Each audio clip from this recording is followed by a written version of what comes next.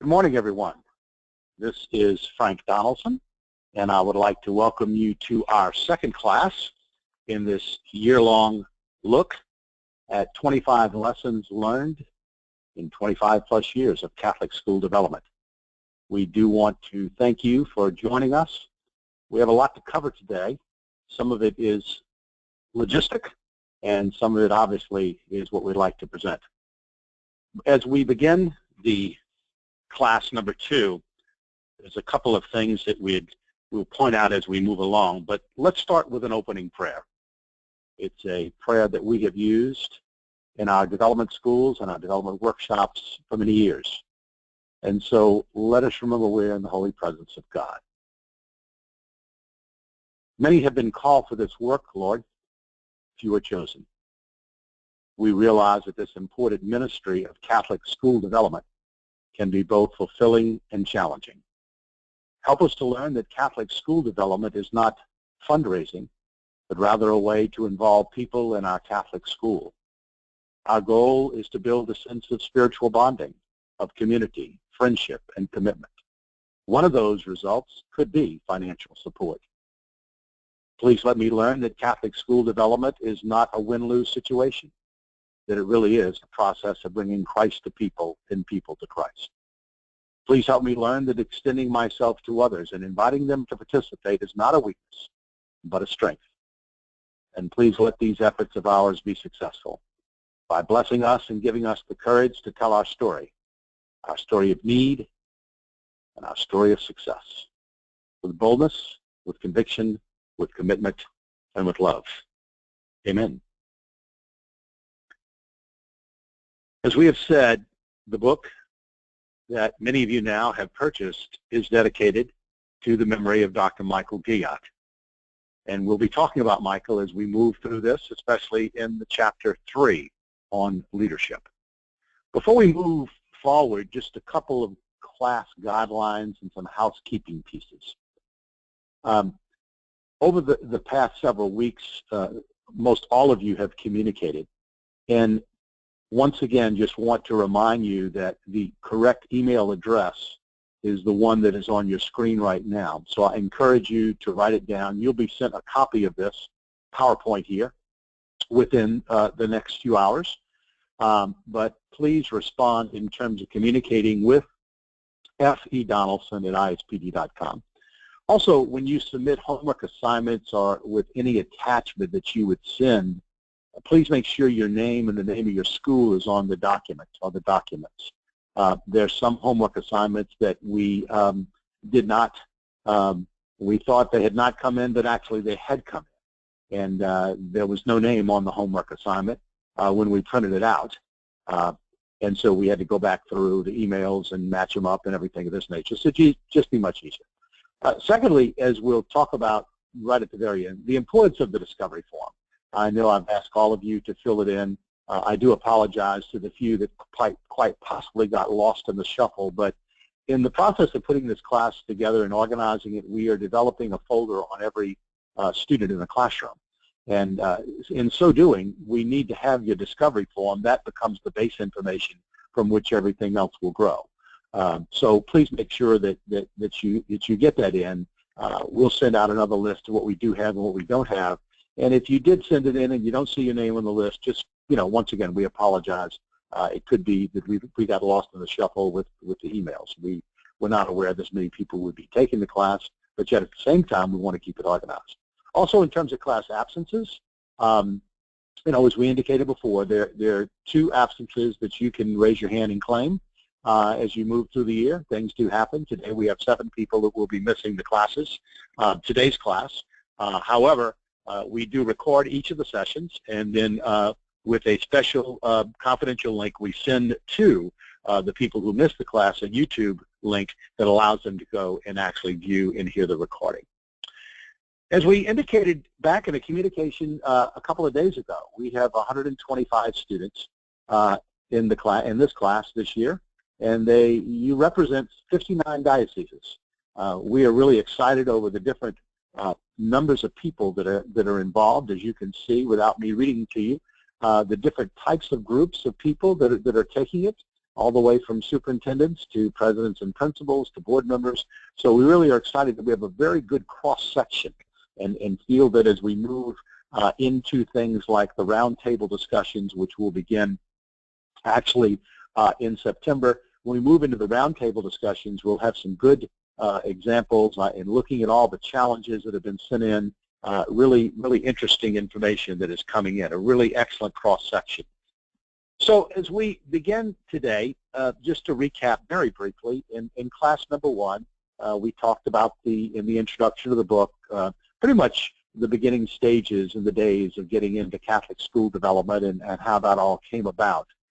We really pounded on some fundamentals, and of course, as we said as a company, our mission statement says we are about bringing people, process, and ministry together to help build the kingdom of God. And so with that in mind, we are really big, as you'll see again today, we are really big in promoting the involvement of people, and we use the 7I approach of identify and inform and invite and involve, implement, invest, and improve. We'll look at that for just a few seconds later on in the back part of today's class. But really becomes important that we recognize that development is not about money, it is about people. And so the ability of everything we do to expand that base of people becomes so important to the success of our development advancement efforts. The second lesson we looked at last class in May was to remember that everything begins with your mission, vision, and core values. And of course, this becomes the common denominator from which everything grows. As I often say, mission, vision, and core values is your topic sentence to your paragraph and the thesis statement to your essay. That's being an old Catholic school English teacher, I always equate that to those particular pieces. A couple of questions that did come up after the first class was, do we need to have separate mission and vision statements? And the answer to that is, no, you don't necessarily have to. In some cases, we have schools that really are using them all as one. And so then you could have mission and vision in one statement. We have other schools, as I showed you, I think last time, where there's a mission statement, there's a vision statement, and then there is a set of core values. A lot of schools don't have core values, and we recommend that you do. We think the core values piece is really important. We feel that it's important that you take a look at the core values as being something that you can really use in terms of selling your school, but yet at the same time, with the core values, we think that if you can get that out there, then I think what you're going to begin to see is that you can use that a lot in your literature. You can use that a lot in your promotional materials, and you can use that as you speak with people. They become wonderful talking points. The core values really grow out of the mission, grow out of the vision. So once again, that's what we discussed at the last, at the first class. And so today then, we're going to focus on lesson 3, which is the life and vitality of your Catholic school continues with your leadership. And we're going to focus on lesson 4, which is building community through communication. I always point out that in terms of this, notice lesson 4 does not just say communication. It says, how do we build community through communication? And so that becomes a really important piece to make sure that we focus on. So as we talk about Catholic school leadership, in our work over the years, I'm often asked, what separates a really outstanding Catholic school, from one that is just good? What separates a campaign that goes through the roof from ones that maybe doesn't meet its goal? What separates an enrollment management effort from one that does not reach the results that are wanted? What separates an annual appeal that hits the goal from one that does not hit the goal? And so in terms of that, I always say it usually comes down to 2 things. It comes down to leadership, and it comes down to attitude. As simple as those 2 words are, in my almost 27 years of working with this, it really is something that becomes important to understand, because leadership and attitude are 2 pieces that that are when a positive can do, will do attitude is not present, we have found that it's difficult, and so that becomes important. The leadership piece, as we'll talk about today, is extremely important because there's where the tone is set. And so through the years, we have worked with really three types of leaderships. We've dealt with folks that we kind of classify as there's boss management. There's the right way, the wrong way, my way, or the highway. That's very difficult. And then there is the type of leadership that we term laissez-faire, where sort of like anything goes, no controls, no outcomes, no benchmarks, nothing that's measured. And then we have the type of leadership that we refer to as team management. And of course, this becomes the piece that we are so excited about, because when we see this as present, this is something that really is right on target. So let's kind of move into this leadership. We talk about in the book that the 5 principles of effective leadership. We find that and this is, we drew these principles out from working with hundreds, literally hundreds, maybe thousands of pastors and principals and presidents and board leaders and development advancement directors who head up teams. Number one, these leaders build relationships. They don't build silos. They don't build guarded kingdoms. And they build the relationships eyeball to eyeball. They're very into making sure that there is a relationship that is built through personal encounter. And they create this culture of belonging where you really feel like you belong, because belonging does lead to believing. When people feel like they belong to something, then they will believe in what you're doing because they are a part of it. And so in those advancement offices on the secondary school level, where there are multiple people, it becomes important that there is a culture of people feeling like they belong. In an elementary school where you're working with, in many cases, a lot of volunteers, it's so important that these relationships that usually come and stem from the principal and or the pastor, that there's that culture of belonging. Leaders, number 2, can clearly articulate the future vision of their school. And this vision becomes so important because it's usually been created through the meaningful involvement of people. So articulating a future vision is very key.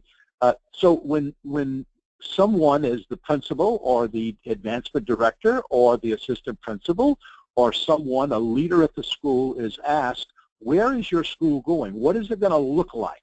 Here, my son is registering in the kindergarten. I'd like for him to attend through 8th grade, 7th grade, 6th grade, whatever your configuration is. Then what exactly is that going to look like? Where will the school be in 5 years? Where are you going? What are the exciting projects and processes and programs and personnel do you have? And leaders can do this. Effective leaders can articulate that. Effective leaders, as we said, believe in team. They believe in building teams.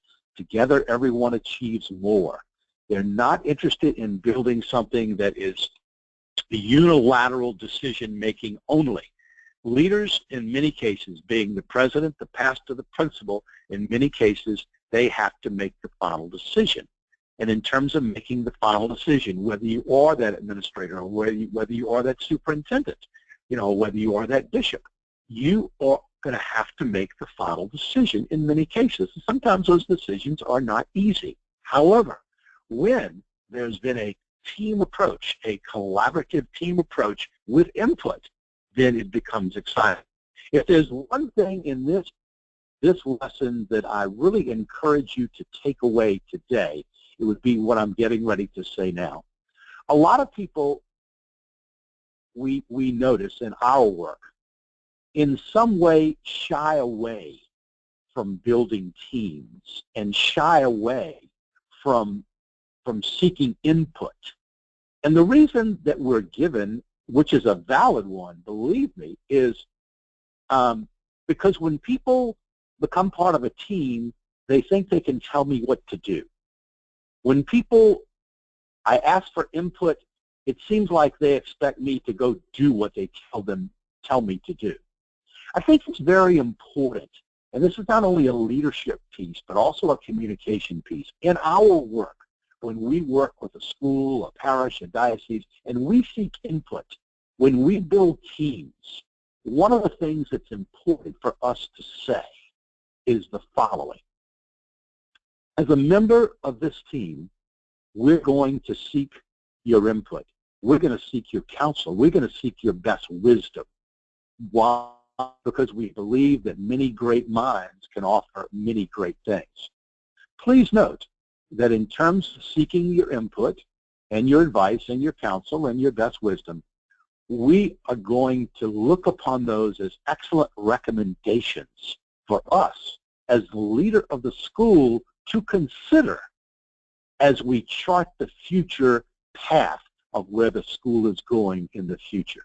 So we certainly want to encourage you to offer your input, offer your ideas as a member of the team, and as we said, we're going to look upon those as recommendations that we will consider as a leadership team of principal, pastor, advancement director, president, etc. We're going to look at those as recommendations that we certainly will consider. Some of the recommendations we more than likely will be able to implement. Some of them will not be possible because of various reasons.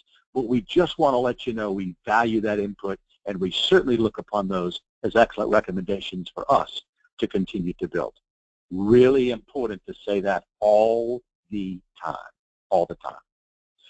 Fourth, effective leaders actively cultivate this collaborative culture. It's one that seeks input and respects the opinions, one that builds trust and confidence.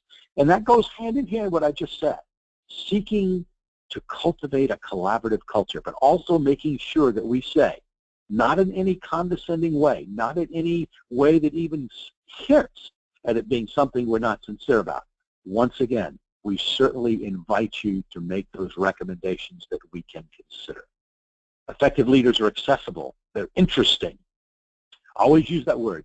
They're accessible and they're interesting. They're innovative and not willing to settle for the status quo. They find that wow. They find the wow in their Catholic school. And we'll talk about wow. In fact, that is one of the lessons in the book. We'll talk about that later, but they're able to find it. But I like the words accessible and interesting. Interesting in the sense that they're creative and innovative. As we look at this further, Mike did a wonderful job of writing his dissertation, and his dissertation really was something that is something that is really a fantastic read.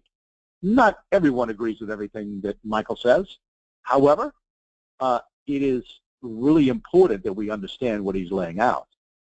I remember back in the in the late 1980s when Michael and I were just getting into development. He was actually coming from a Catholic elementary school principal over at a school called Our Lady of the Lake in Mandeville, Louisiana, and he'd taken on the development director position and assistant principal's job at Pope John Paul High School here in Slidell, Louisiana. And I remember the many conversations that he and I had trying to figure it all out. What role was development going to play?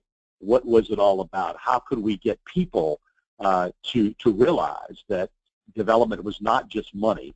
And that's what everyone thought back then. And that's why in class number 1, when I showed you that chart from Father Flynn that shows you the difference between development and fundraising, it became a really hallmark. That was a benchmark moment for Michael and myself. But he had a genuine belief in people. He had a passion, a desire to think beyond the norm, very creative individual. And as we'll talk about later, he was willing to move from maintenance to mission. Those 3 words, maintenance to mission, to me says it all. Is everyone here involved in this class as we go through this year, if we can do everything we can to continue to move you from maintenance to mission, then we will have accomplished our goal in this class. What do I mean by that?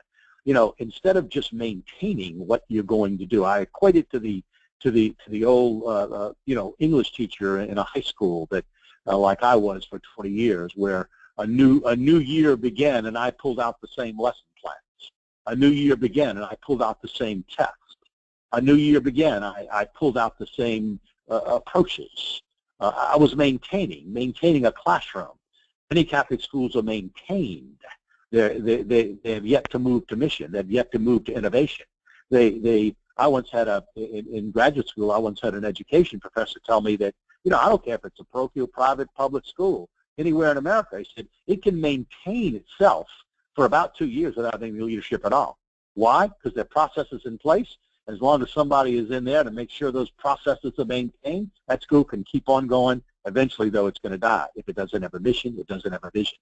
And so Michael was very big into making sure we did not just maintain in our Catholic schools, but we moved to a mission and a vision of excitement. And then in 2005, Hurricane Katrina hit, and Michael left, went to North Carolina, where he got involved in actually his dissertation. He came back and became assistant headmaster at Holy Cross here in New Orleans, Holy Cross High School, elementary school, grade school, middle school, whatever that is today. And then he became president of Dallas High School. And my alma mater, I was very excited when Michael became president. And he was clearly plugged into those 5 areas we just talked about in terms of leadership. And so for 2.5 years, he led the school's transformation. And it was all built around this whole idea of team. And when I found out, actually in December of 2014, that he had had a stroke and he was in the hospital, and came to find out later that he was in his last months, I spent a fair amount of time with him, and there were conversations that we had sometimes for an hour. We talked about the early days. We talked about his role as a leader. He talked about this. We talked about so many wonderful things that he did at De La Salle, and we talked about the things that he really was obviously very upset about that he did not continue. But in his conversations, we outlined the book. We took a look at the different chapters. And I remember in coming to this lesson on leadership, he shared with me in detail the value of what he thought were those 10 building blocks and how important they were, although for nonprofits. He also said there was so much that was applicable to Catholic schools. And we had some wonderful, very meaningful conversations, probably 5 or 6 of them in his last month and a half of life. And then sadly, Michael passed away in April of 2015. Left behind a wonderful legacy, left behind a wonderful work. And in terms of that, he talks about those 10 building blocks of what he calls nonprofit leadership, realizing that in 80% of the cases, Michael's work was in Catholic schools. He did work in the nonprofit world. He was the executive director of a foundation for a hospital. So he was, he was involved in the nonprofit world and did consulting in the nonprofit world, as his wife Lisa still does today. But a lot of his background, a lot of his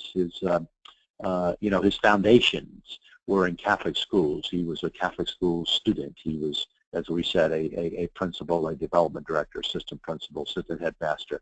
And so he knew that as a company, we concentrated and only worked with Catholic institutions. And so our conversations in these 10 building blocks were all about how is this applicable to Catholic schools.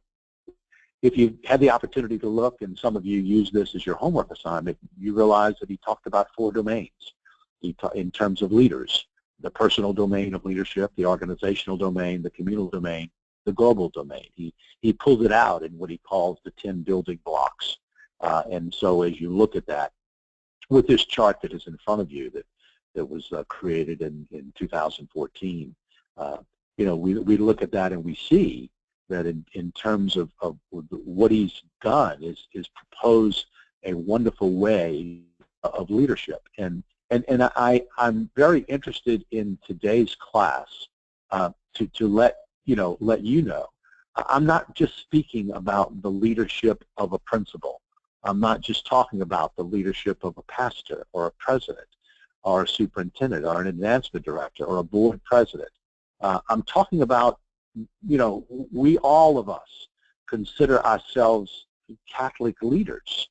And so please, when I go through this, where does it apply? I like to see myself. Where would I be if I looked at these 10 building blocks? How am I doing in these areas? And so in the personal domain, do I have a clear purpose, a clear direction, as the leader of maybe the advancement office, as the leader of the school, as the leader of the diocese? Is there a clear direction? As I work with a board, as a board member or a board president, do I have a clear direction?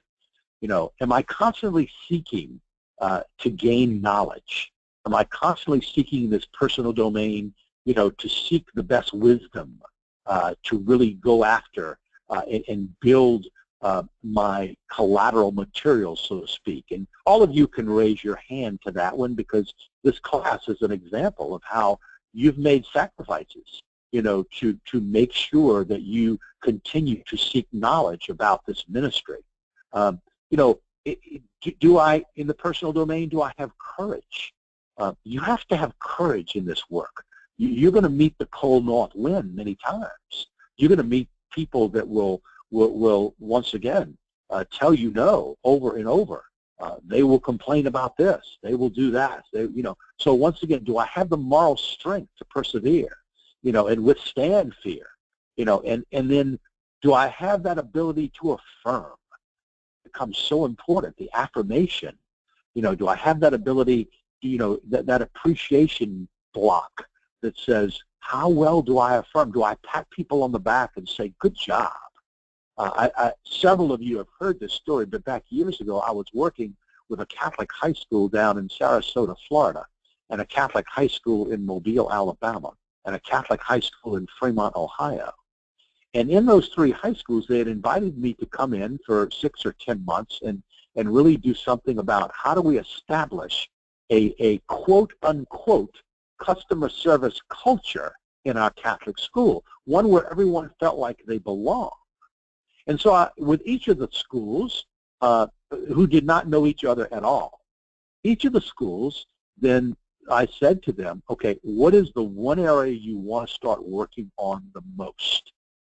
And I said, because we'll put surveys and interviews and plans and action items and events and everything like that to address what you want to work on. Interestingly, every single one, all three of those schools, without knowing each other, said the same thing. And that's the second word in that bullet point, affirmation. We want to work on affirmation. We as teachers don't feel we are affirmed. We as administrators do not feel we are affirmed. We as parents do not feel we are affirmed. Faculty, staff, we don't feel we're affirmed. Students don't feel we are affirmed. And so we did. We worked on affirmation. How do we affirm? And so in the personal domain, how well do we appreciate? The next one is the organizational domain. And in terms of that, with your Catholic school, the vision, is there a potential, your sense as a leader of the potential future state that is compelling that you can share? Once again, that is wow, that is different, that is something that's exciting. What is that?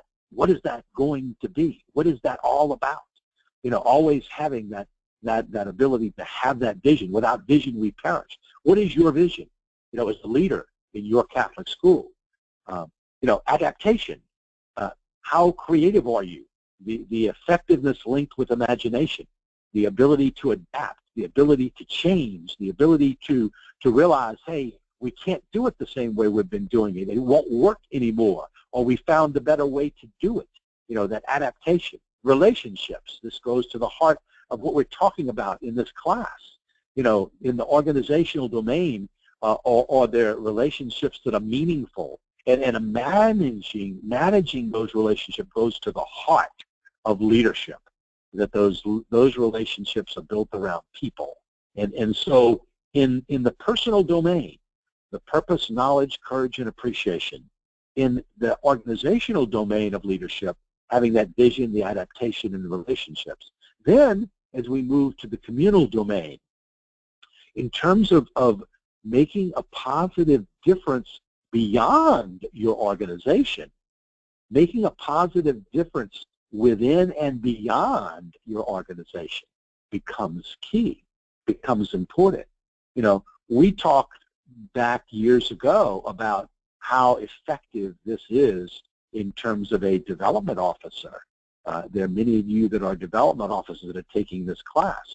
What are you doing for your community? What are you doing for other Catholic schools? What are you doing on a diocesan level? What are you doing on a state level? So the impact on the communal domain is that leaders make positive differences within and beyond the organization.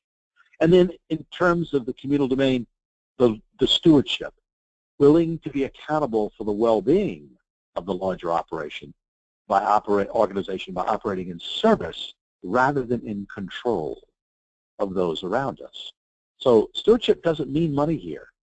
It's a part of it, but we're talking about what gifts are we going to be accountable that we have been given, where the well-being of the larger organization is by operating in service to rather than control of. And lastly is the one that is the most interesting, the global domain. And in talking with Michael about this, we probably talked about this one for an hour or more. And I said, why did you call it justness?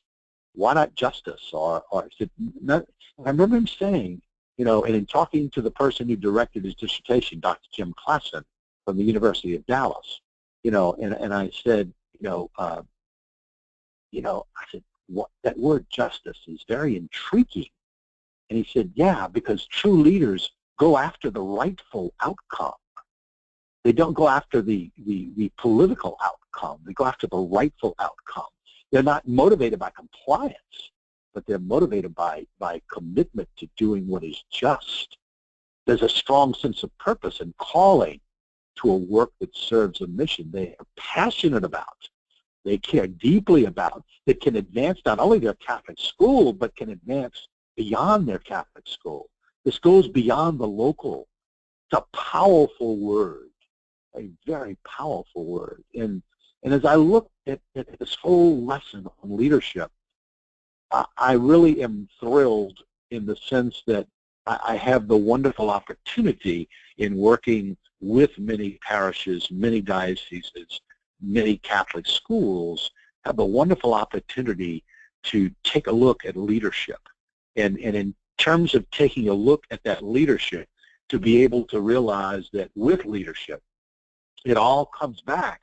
And I find myself now, in looking at this chart, I find myself kind of asking just internal questions of leaders. When I work with an advancement director, I work with a principal, or I work with a pastor, I sometimes will ask myself, is their purpose clear? Do they really seek to grow? Are they courageous? And do they affirm people? And is there a vision for the school that they are articulating? And are they willing to be creative and build relationships? And are they looking at impacting beyond the four walls? And do they see themselves as stewards? And is that justness one is one that just almost tantalizing in a way. So, you know, as we look at this piece of leadership, but just closing this presentation, I guess the most important thing is not everything in Michael's book is going to resonate with you. I really do like the building blocks. But I think that it is worthwhile when you have time to download a copy of the dissertation. It was in the homework from the last class, and I think we had about a dozen or more people that read the dissertation and wrote a summary of it, and I commend you for doing that. And just in your spare time, those of you that have not delved into it, I find it one of the most creative pieces on leadership, and I've read much on leadership, but I found this one to be extremely creative. And so in wrapping up, you know, if we go back to Catholic school leadership, why is this so important to our advancement development efforts? Because the leaders set the tone. the leaders are going to build teams. The leaders are going to expand the people base. The leaders are going to meet with people eyeball to eyeball. The leaders are going to attract, the best quality faculty and staff. The leaders are going to get people, if I'm an advancement director, to join their team. And so therefore, leadership is many things. But above all, we lead, and people certainly will follow when there is this vision where they can detect in us a willingness to be more than just come in and run the plant booth at the fair or sell these pull tabs at bingo. And so this goes to a different level. It really does. I encourage you, and that's why the title, of that particular chapter in the book, as you look at, at lesson number 3, I titled it on purpose, that the life and viability of your Catholic school continues with your leadership. It is so important. And without going down the road of ineffective leaders, let's just stick with the positive of what really true leadership can be about. I think it becomes an exciting piece that many can look at, and really get a lot from in terms of what Michael wrote.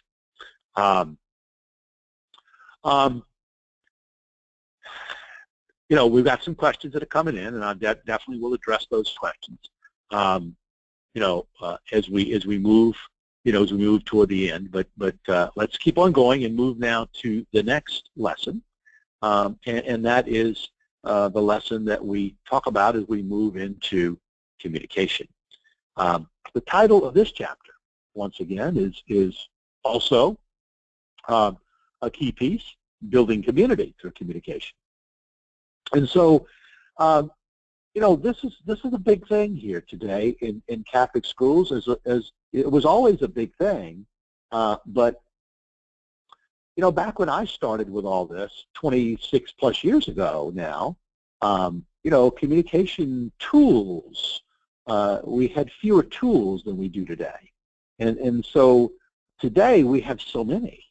And yet at the same time, we always ask the question, does the right hand know what the left hand's doing? And I used that example in the book when I was doing that workshop in the Diocese of Syracuse years and years ago, and the bishop asked me, what's the most important, what's the biggest challenge our Catholic schools and our parishes face? And I said communication. So as a Catholic school, one of the questions I always ask is, do you really know what communication methods work with your constituents, with your faculty staff, with your students, with your parents, with your alums, with your donors, with your board, with people that are indirectly or directly impacted by your school? And have you asked that question? I know that some of you have asked that question. I've seen the ways you've asked it, and I think it's wonderful that you're looking at that to see exactly what it is. And so in the 7 I's, if identifies the first one, we're talking about the second one. How do we inform? Because the information, the way we inform leads us through the identification and the information, leads us to, once again, personally invite and personally involve, and folks will help us implement. They'll look at themselves as stewards, and once again, we keep on improving. In Catholic schools, a sample list of what we see today in our work is things like, and this is not necessarily in any order of importance, but website, direct mail, bulk mailing things out, personal direct mail, where there's a personal salutation, social media, whether it be Facebook, Twitter, YouTube, LinkedIn, all kinds of different ways. Emails, where there's a personal email as opposed to an email blast to hundreds. There's a personal email. Newsletters, electronic and hard copy.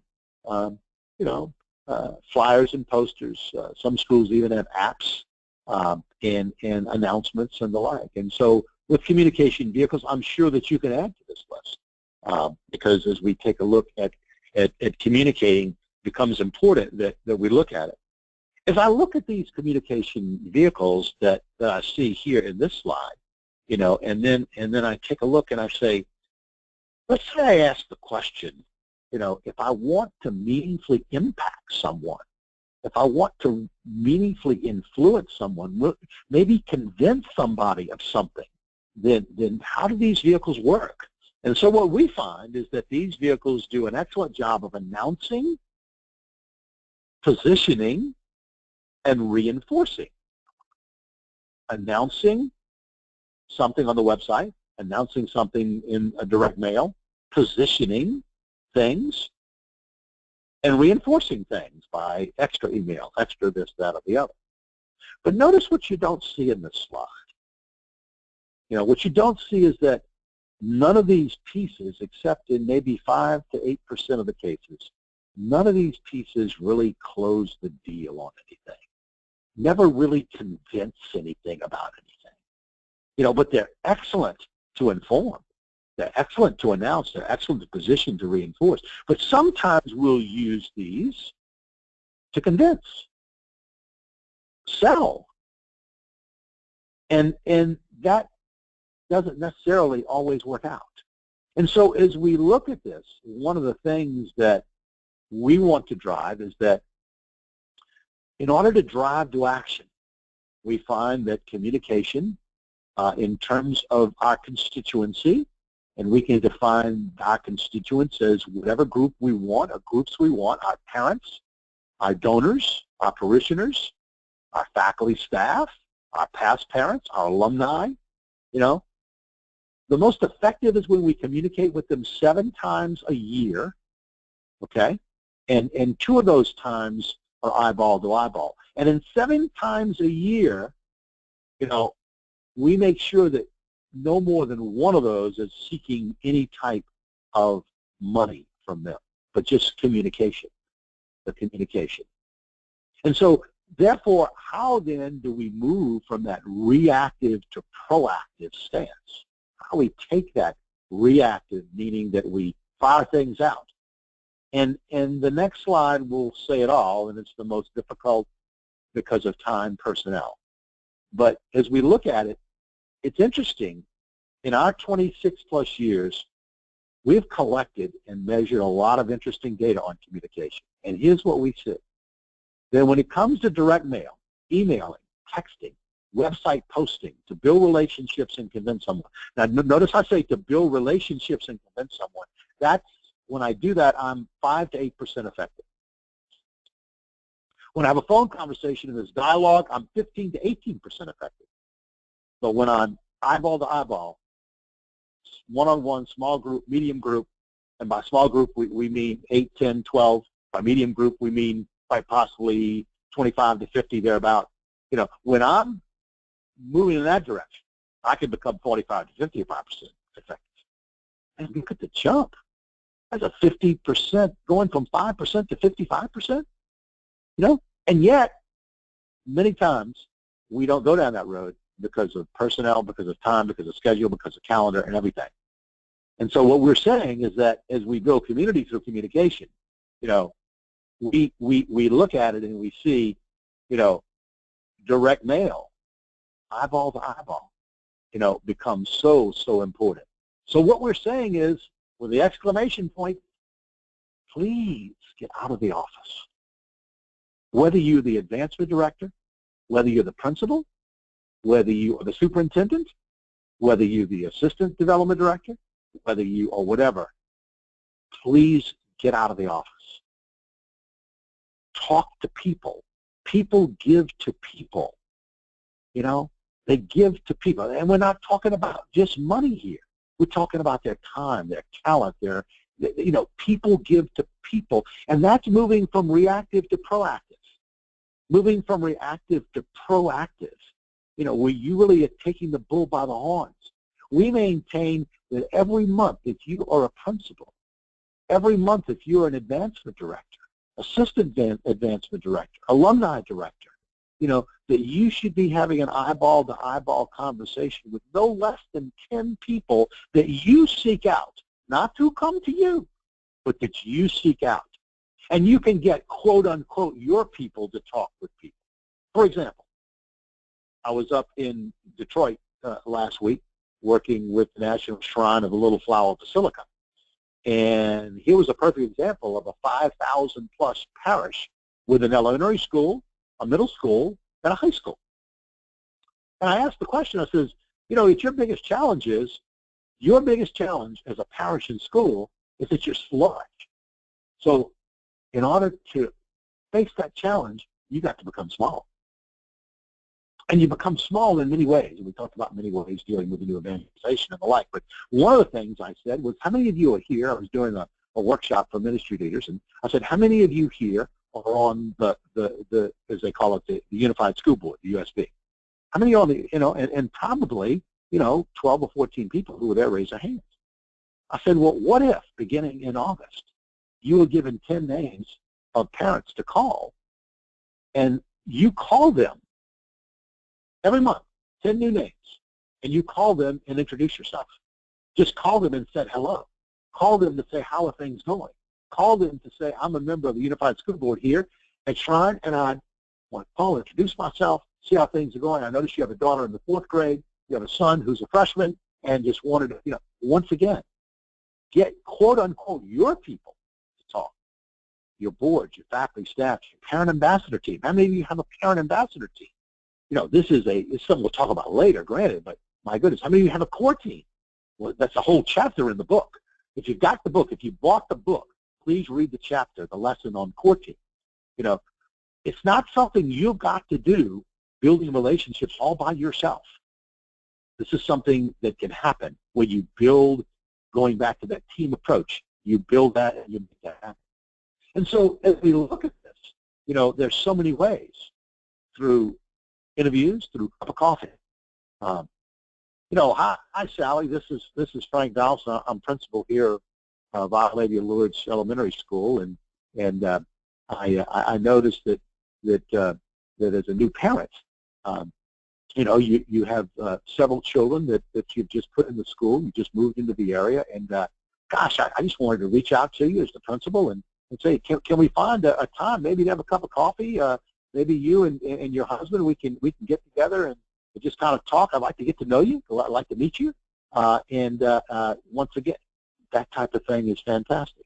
Let's say there's an alum that graduated from your school, and you're like, gosh, I haven't seen them in several years, and a phone call goes, and hey, John, this is Frank Donaldson. I'm president. I'm principal. I'm a development director here. So, listen, John, one of the things that we're doing is we're putting together our new strategic plan here at the school, and I'd like to reach out to you because I've selected a dozen people, and I'd like to just sit down, maybe over a cup of coffee, have breakfast, lunch, whatever. I'd like to share with you some ideas that I just want to bounce off of you and see what you think in terms of what you believe about the school, because we're looking at some new strategic initiatives that we're excited about, but I think it's important we also take a look and see how others would react to it. So can we find a time in the next week we can get together and I can kind of share with you some of this vision, and you can, you know, kind of respond, see what you think? Gosh, would love to be able to have that cup of coffee. 90% of the people, when you ask that, they're going to meet with you. They're going to talk with you. Even going to home visits, inviting people for planning input sessions. Obviously, reunions are always a wonderful way. Neighborhood meetings, we'll talk about that in just a second, but president-principal cabinet meetings, where I've often said we've written a lot about this. In fact, that's one of the handouts that we'll be sending you after this class is, if I'm a principal and I got people that I want to reach, and guess what, I'm unable to reach them because maybe they're too busy, or if I'm a president, or if I'm a pastor, and I want to start my own little cabinet, I'm just using the word cabinet. You can call it anything you want to. But these are people that are hard to reach and you'd love to involve. Every school has those. Parents, alums, past parents, community members, you'd love to reach, but you can't. Why? They're busy. And so you invite them to a luncheon twice a year. And at that luncheon, you present to them 2 or 3 challenges that you would like for them to help you solve. And so from 11:30 to 12, there's a social. From 12 to 12:30, there's lunch. From 12:30 to 1:30, you throw the challenges out and you seek their input. And these are people who are not on your boards. These are people that you'd love to involve. They may have given to your annual appeal, but it's a wonderful way to move this. So I'm going to send you that as a handout after this lesson. So as we look at this, we once realized that it's so important, the eyeball to eyeball. One of the things that's not in the book is something, we as a company work a lot with parishes, and especially in terms of the new evangelization. We do a lot of workshops on it, and really we look at the realization that is we look at a Catholic parish that only about 25 to 30% of the people who still maintain a membership, quote unquote, membership in that parish are actually involved at all, leading to the fact that we've got to become small, hence all kinds of ways to do that in the new evangelization. However, one of the things that becomes important that we use in parishes is what we call connect groups. And I've often wondered, just to throw it out there, I'm just trying to show you maybe just thinking out of the box here. You know, you got all these parents, and you know, do you ever consider a parent buddy system? Or what if you've got these new parents coming into your freshman class? You got these new parents coming into your kindergarten, and let's say you form 3 or 4 connect groups of maybe 5 or 6 or 7 or 8 families, where they would get together once a month in their home, in one of their homes, and they would just get together, have a little meal, a little potluck, talk about schools. Maybe somebody from the school is there, maybe not, but just talk about it. It's led, it's organized, and just talk about ways, you know, how's it going, what challenges they face, and once again, this could be led by your core team member. This could be invite the principal to come. These are not complaint groups, these are connect groups, and connecting your parents to each other. I guarantee it's going to do a lot for retention. I guarantee it's going to spread a lot in the community. I guarantee it's going to do exactly what that word says: connect, ignite, belong. Belonging leads to believing. How many parents do you have at your school who don't feel like they belong? Anyway, so as we look at this, you know, we do realize we are talking about the ripples in the pond theory that we talked about in class 1, where I drop the pebble in the pond, and the first ripple, the people that are involved, the second and third and fourth ripple are ripples that we need to reach out to, because in many cases we don't know these people. We know them on a database, we know them on a name tag. We know nothing about them in many cases. We know nothing about them. And so as we say, build community. There's a combination of all of these vehicles with the common denominator being person-to-person, seamless, relationship-building communication system that we encourage you to put into place. Final 2 thoughts about communication. Biggest trend we have seen on the secondary school level over the last 3 to 5 years across the country is the putting in place on the advancement team, even to the point where there's an advancement director, and the next position hired is the, beside the administrative assistant, is the communications director. Major trend in Catholic schools, especially on the secondary school level. So important to have that. And then secondly, as you'll see in the homework assignment, have you ever considered doing an internal communication audit or assessment? And you'll see that as one of the homework assignments. But once again, communication. Think if you had a director of communication. And in some cases, believe it or not, I'm working with several elementary schools who have this on a volunteer basis. And it's not like 40 hours a week, but they've got a person who really is helping oversee. They can do design work, they can do website work, they can do this, that. And once again, so important, such an important position, you know, in Catholic schools, Catholic parishes, you know, especially with what we're faced with today in communicating with our various constituent groups and with the many vehicles now, especially with social media, that we have available. And so as we move from June to July in our next class, I'd like you to make a selection, and I'll be sending you this from one of the following. Back to school night's coming up in your school in either August or September. And so based upon a handout on back to school night that I sent you after the first class, I'd like for you to write a 1-page summary on what you're planning to do differently this year with your back to school night in August or September. Things to consider would be, how will you invite and communicate the importance of the back to school night? Will it be, oh, here's that drill we need to do every year, we got to do it again? What will be the agenda topics? How are you going to involve your parents and your faculty? What kind of feedback are you going to seek as people leave? What fun activities are you going to include? How are you going to engage people so when they leave, they're going to be saying, wow, am I excited that we have our child enrolled in this school? And how will you invite your parents to stay involved in 16, 17? What activities, what processes? So you could choose that one. You could select that one. Next is invite a small group of 5 to 6 parents, alums, parishioners, past parents, and our community members who have expertise in communication, marketing, public relations, graphic design, to attend a one-time meeting, 90 minutes, an hour and a half to 2 hours, no more, at your school. Lay out every piece of communication you used in 15-16 for them to view. Set up a projector, a computer, a screen, and internet connection for them to view your website. And after having this group view everything, ask them a simple question.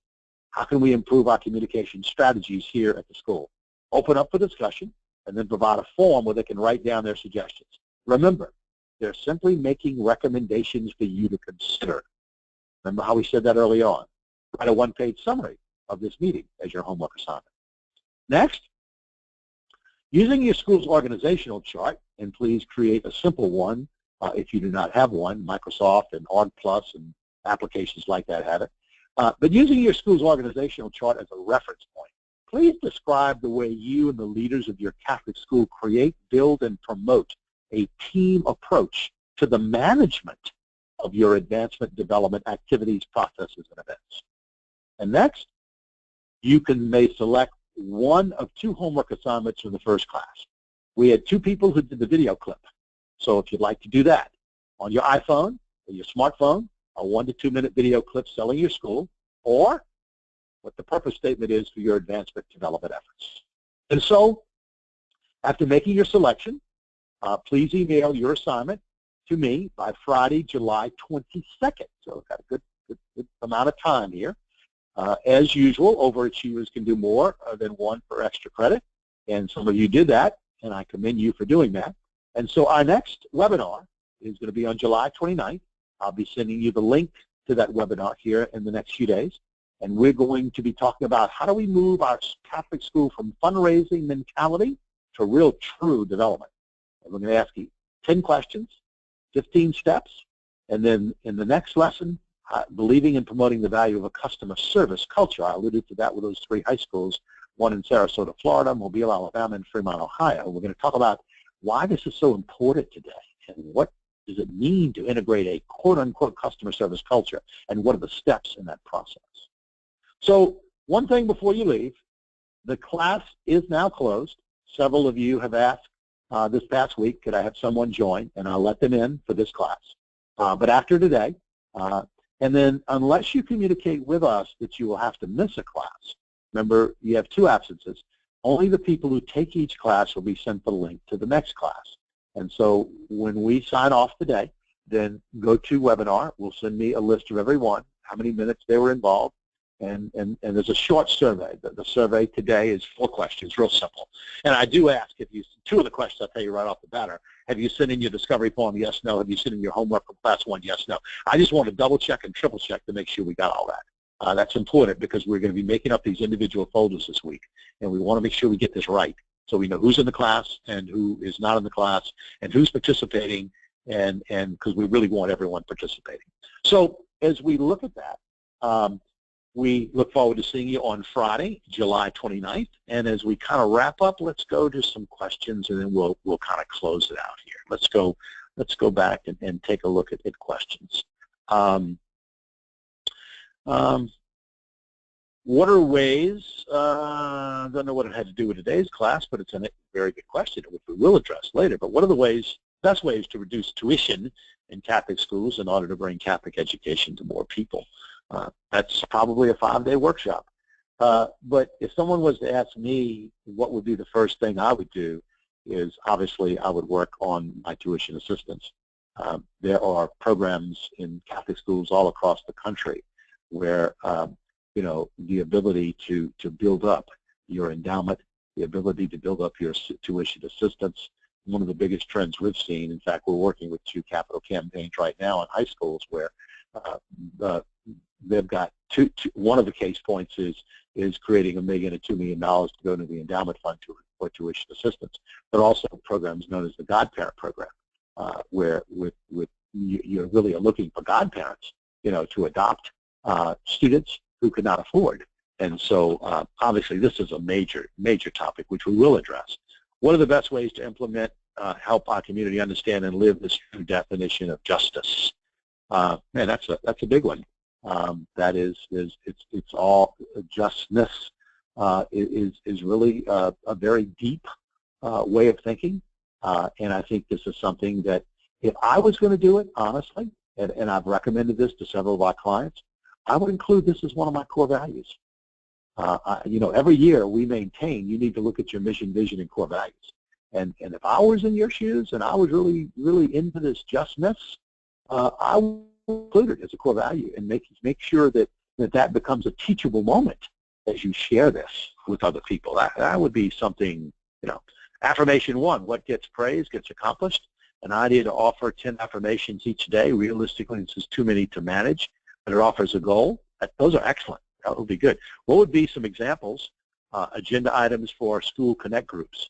In the ones that we're just begun, we've just begun this, so almost like a pilot with this. We've done this in parishes.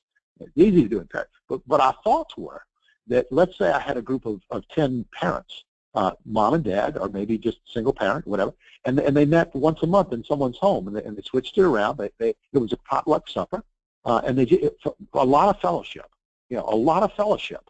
I want to stress that. And then maybe a member from the core team attends, representing the school, maybe a teacher representing the school, and basically in terms of that, I would probably start the agenda off by simply saying how is the school experience going this year? Maybe there's some news that needs to be clarified about something that's coming up.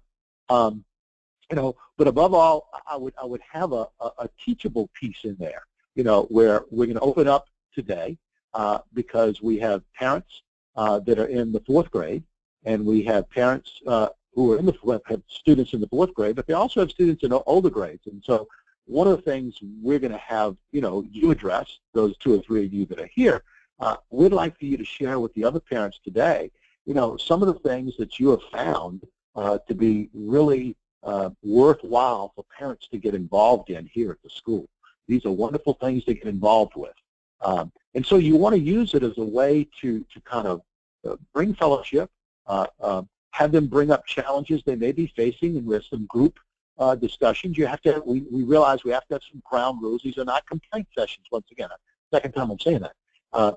And so being able to do that, but you're building community. You're asking them some of the challenges they face. You're asking for affirmation too. I would have affirmation on that agenda. What would you like to affirm? What's going well? What's going well for you? Maybe then what are you challenged by as a parent? And then in terms of different things that maybe you've got a seasoned parent that comes, that's invited, where they can talk about, if let's say it's a high school and it's a group of junior parents, then maybe you've got a group of senior parents, and maybe you've got a parent whose child graduated the year before, and they come into that connect group that month and talk about what you can expect, in from January to June, in terms of the graduation activities going to be going on at school. I mean, it's things like that. You can take a look at. It's all about A, fellowship, B, affirmation, C, what challenges do you face that we can group solve, and 4, D, what is it would be good that you could use as a teachable time, a teachable moment, an opportunity for people to learn. And above all, there's continuity built in. So at the next Connect group, we're going to be talking about this, or we're going to invite so-and-so to come in.